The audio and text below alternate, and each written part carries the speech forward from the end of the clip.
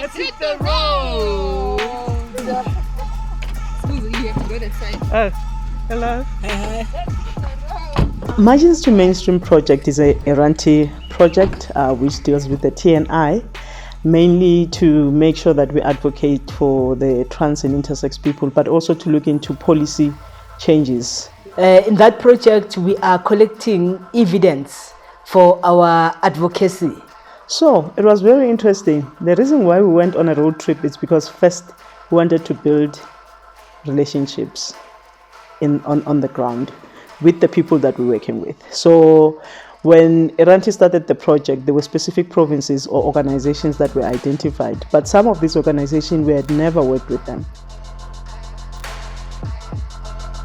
It was very interesting. I think Google and I were just sitting there and listening to music. You know, when you have a road trip, you already have a plan in terms of how it's going to look like. So we had a plan in terms of our music and everything, but because also it was the first time traveling maybe with Swu, and we have traveled with Kaylen and everything, but we also had to be mindful of the type of music that we were playing and all these things. I remember asking Kaylen also to say, Kaylen, what music would you love to play? And there was a point where we had a discussion about Pura music and everything. No, I don't like that music. But we got there very late. We were all tired, exhausted. But I mean, with the pandemic, with COVID, we'd been stuck at home for so long that just to get out, even if it's late at night, even if you're tired, it's a real privilege.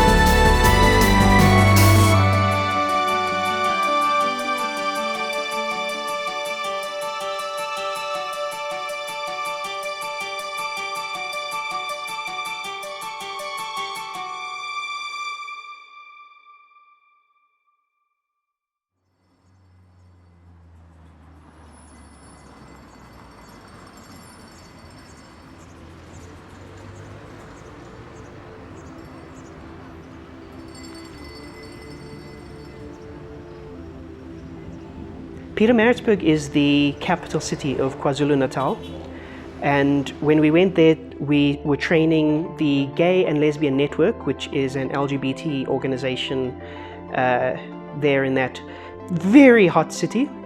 I think we were all dying while we were doing that training. So 2 things that I did during the training. First, my role was to make sure that all the logistical issues are well planned in terms of structure of the training, making sure that people get to the place, they have resources for them to get to the training, and making sure that there is refreshments, there is material for the training, and any other things that we needed for the training. So that was my main role. And also to share with them the year plan and how they can make sure that they start action groups in their own spaces. So those are the things that I played, like the role that I played. My role was to prepare the content on, I'll say, SOGI, or sexual orientation and gender identity, and sex characteristics. So I prepared that content, and in the training itself, my role was to be a facilitator on that session. Honorably, it is what is it called? It is a social construct. Kukhona nje oye wahlala wathi mawunomzimba onje wena you are male, mawunomzimba onje wena you are female, bese kuthi mawunomzimbanyana ongathi uyimix, hayi mhlambe kumele siwulungise lo mzimba, which is quite problematic. There's a lot of silencing and shaming and secrecy when it comes to there's an intersex child being born. There are parents who ask, how do I prepare my child and how do I speak to my child? Intersex. So our culture says this child is bad luck, this child should be hidden, this child should be kept a secret. I'm being shamed in my family, this child is a curse. So how do you educate parents to think like that?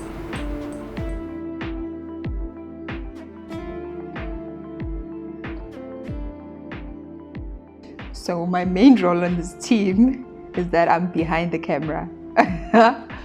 Okay, yeah. So I document a lot for Iranti. So my role was to capture the team on the road and also capture the team implementing the training on the Margins to Mainstream project.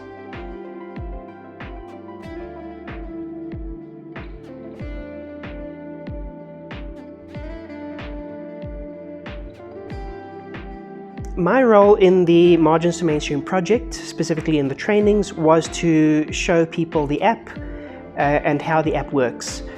You can select the victim if it was you, if you're a witness, or if you're a community organization like GLN or Tingo, or if you're related in some other way to this situation. As Iranti, we've developed an online reporting system, which is our app, which you can get from Google Store. This app is meant to cover or document all the violations that are happening in provinces, because we work with different provinces, 5 provinces, which is KZN, Limpopo, Northwest, Eastern Cape, and also Gauteng. So what we want to do is people to start capturing the violations that are happening on the ground. It can be old violations that have already been resolved, it can be violations that have not been resolved, and it can be active violations that have recently happened. So we want people to be able to share the information with us, so that from the background on our side, we can be able to analyze in terms of what is happening in the ground in terms of these violations, mainly for T and I people. It is very useful in that it allows people to submit in a very detailed way information around hate crimes, around human rights violations.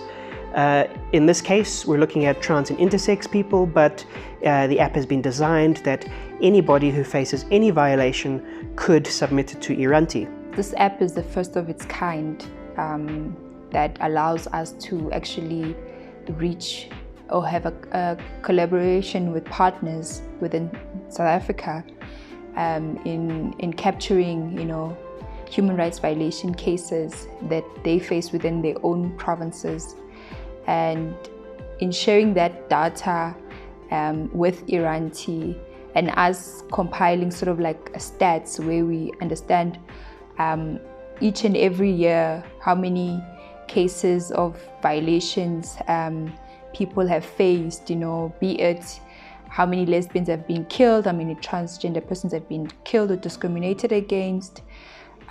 So it's the first of its kind for me. Particularly, we went on the road trip to introduce the app, and so that people know that there's this app and how it works. And the other thing that we're doing in the road trips, we meet people in their spaces. So for us, context is always important, so that then we know what resources and support they need to implement this project, but also just to build stronger relations with our partners.